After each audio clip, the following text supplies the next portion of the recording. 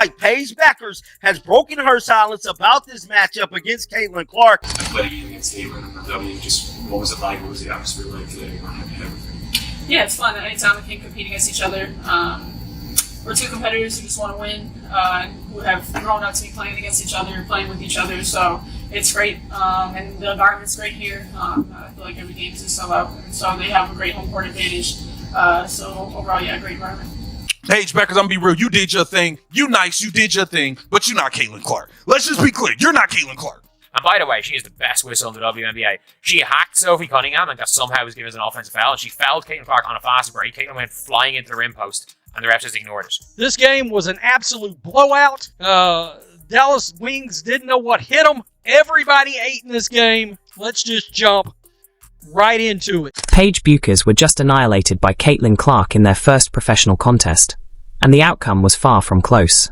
Clark dominated with 14 points, 13 assists, and 5 steals in a 102-83 thumping that revealed why one player is generational and the other is simply terrific, even though the rookie Buchers scored 21 points. This Caitlin Clark, Paige Beckers comparisons, it's not a comparison. Paige Beckers got a lot of work to do. She's a good player. She got a lot of work to do. She need to get her team to the playoffs.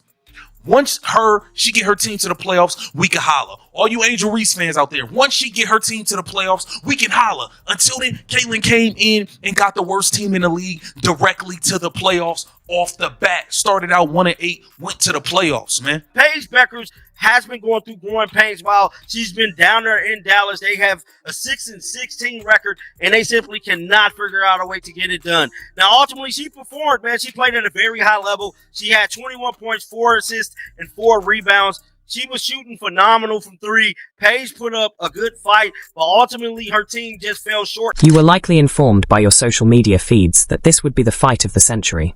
The rivalry that would characterize women's basketball for the ensuing 10 years featured 2 number 1 draft selections and 2 generational superstars. However, what you saw was a methodical breakdown that exposed information that the WNBA fervently wishes you would not know. What you need know about those figures is as follows. With only 2 mistakes and 13 assists, Clark dominated every possession, as if she were playing against high school students. Look at these numbers, man. Caitlin Clark, 14 points, 13 assists. I scored in the game. I scored in the game, bro. Like, come on, man. Just magnificent passing. Only 2 turnovers. She's only had 4 turnovers total in the last 2 games.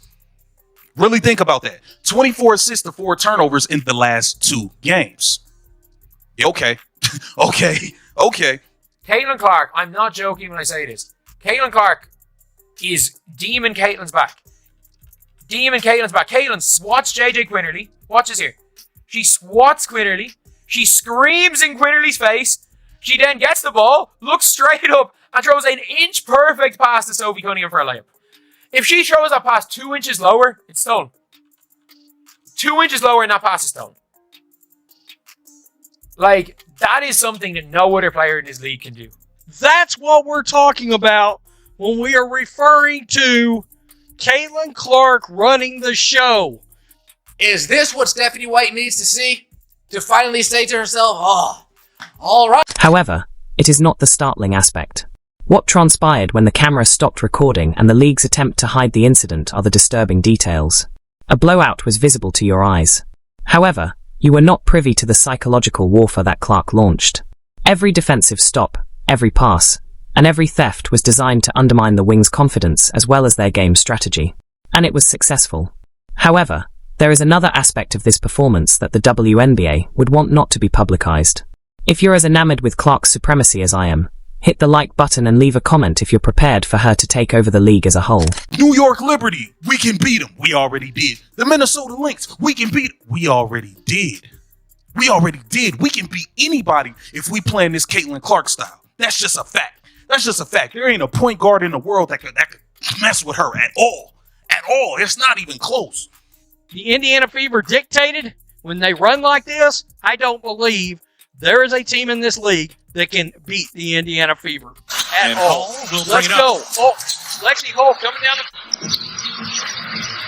right here. She's got the ball. She's going to take a step back, way downtown. Bam. She got it. You're witnessing a player who has been healthy all season get destroyed by a player who missed games this season due to injury. Consider that. Clark missed 5 games due to a groin issue that she has been struggling with. In her second season, she is still shattering records and making the Rookie of the Year contender appear unimpressive. Here's what makes this even more bizarre, though, and why some league members are becoming anxious. The first half of the fever was your first indication that anything more significant was taking place. A 64-point record is more than simply a franchise. It's a declaration. Clark wasn't attempting to win a game here. By doing this, Clark was addressing all of the veterans who had worked to make her feel inferior during her rookie year. And that message was clearly understood. Had a fever, beat the Dallas Wings 102-83. The game wasn't close past the first quarter. We're up by 1 in the first quarter, and that second quarter, we destroy the Dallas Wings in that second quarter. That second quarter, we're, oh man, absolutely bombing away. That second quarter, Aaliyah Boston, 7 points. Natasha Howard, 10 points. Caitlin Clark, 5 assists in a second quarter. When her assist numbers are high in a quarter, you know they're playing Caitlin Clark style of basketball.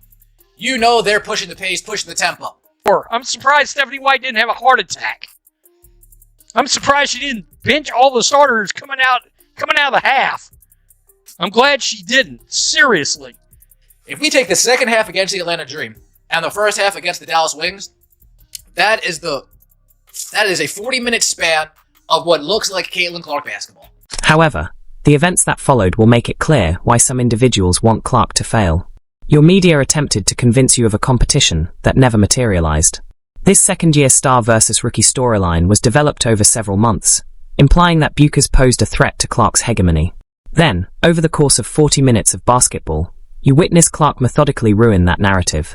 This is the section that should infuriate you, though, because you have been duped. You can learn everything you need to know from the efficiency metrics. With 13 assists and 2 turnovers, Clark wasn't only looking for teammates. Before she touched the ball, she was generating opportunities that didn't exist.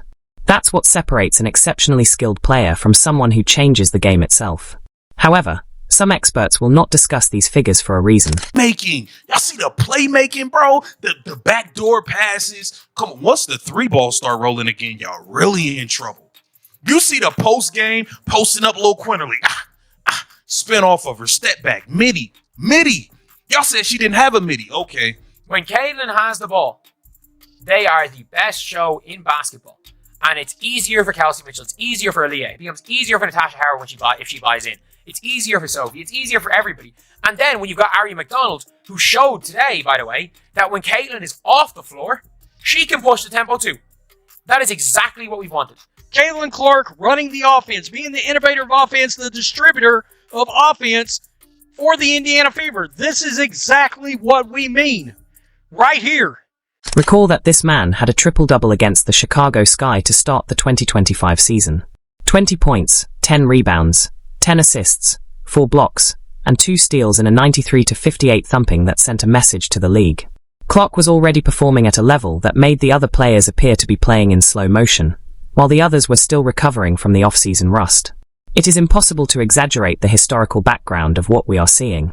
In her second season, Clark is continuing to improve on her record-breaking rookie season, which saw her average 19.2 points and 8.4 assists per game.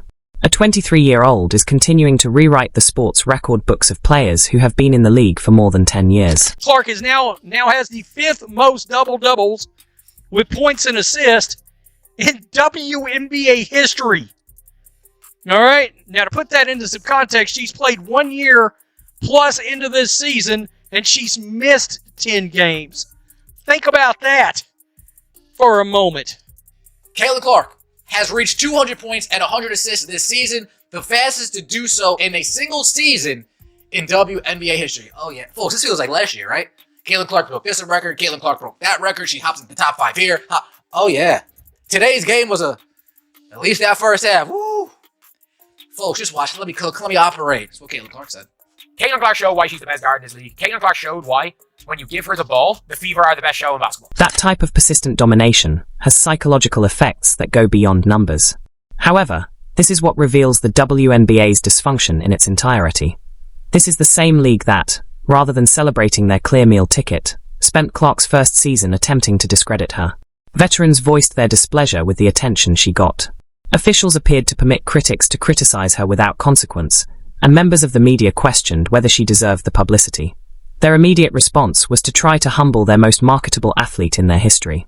The whole narrative of Clark's influence may be found in the metamorphosis of the Indiana Fever. Prior to her arrival, this franchise was a laughingstock. When talking about organizational dysfunction, supporters would use this type of club as a jest. They are now selling out venues, breaking franchise scoring history, and playing a style of basketball that makes the other 23 teams in the league appear to be vying for second place. Another aspect of Clark's brilliance is revealed by the way her teammates played in that Dallas game. On 67% shooting, Kelsey Mitchell missed 20 points. The entire lineup appeared to be playing with house money, as Natasha Howard scored 18 points and pulled down 2 steals.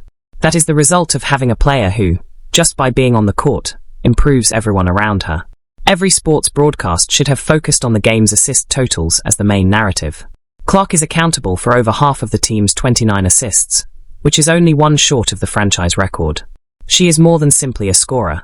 She is taking her teammates' games to new heights they never would have imagined.